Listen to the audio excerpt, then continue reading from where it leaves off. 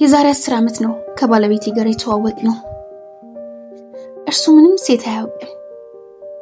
እኔ ደግሞ በማይረቡ ቤተሰቦቼ ምክንያት ገና 14 ዓመት እያለሁ ነበር ወደ ዝሙት ህይወት የገባሁት። እና ምክንያቱ በዛ ሰዓት ቤት ተከራይቼ ራሴን ነበር የማስተምረው። ታሪኩ ረጅም ነው፣ ብቻ ላሳጥረው።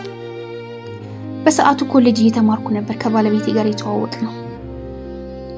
እኔ በጣም ሲበዛ ጅል የዋህ ስለነበርኩ ታሪኬን የቤተሰቤን ሳይቀር ያሳለፍኩትን ነገር ሁሉ ነግሬዋለሁ። እንደ ቀልድ እየተቀራረብን ስንመጣ ሁለታችንም ያለ ፍቅር ውስጥ ገባን።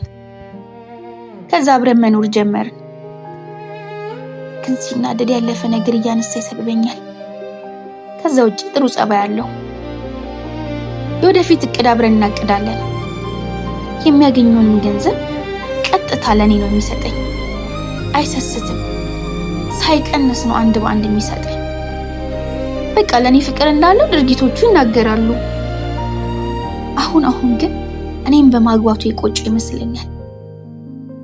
በቲክቶክ ላይ አንዳንድ እንመክራለን የሚሉትን ሲሰማ ፊቱ ላይ ቁጭት ይታይበታል። ድንግል ሴት ካልሆነች አታግቡ፣ ብዙ ወንድ ያየች ለትዳር አትሆንም ሲሉ ይናደዳል። በዛ ላይ ልጅ መውለድ አይፈልግም። ስሙ ሲነሳበት ይነጫነጫል፣ ይበሳጫል። ከኔ በፊት ሴት እንደማያውቅ ብዙ ማረጋገጫ አለኝ።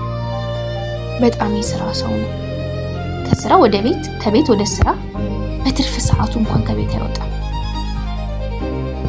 እኔ ቆንጆ ሴት አይደለሁም፣ መልኬ ብዙም አይደለም። እሱ ደግሞ በጣም ቆንጆ ነው፣ ቁመናውም ወንድ ነው። እናም በግንኙነት ሰዓት እኔ በጣም ደስተኛ ነበርኩ። ከጊዜ በኋላ ግን እሱ ልጅ እንደማይፈልግ በተደጋጋሚ ሲነግረኝ እየጠላሁት መጣሁ። እኔ በጣም በጉጉት ነበር ልጅ የምወደው። ዛሬ በህልሜ የሚያምር ወንድ ልጅ ወልጄ አይቼ ቀኑን ሙሉ ሳለቅስ አልኩ። እና በቀልድ መሃል ህልም እንዳየሁ ነገርኩት።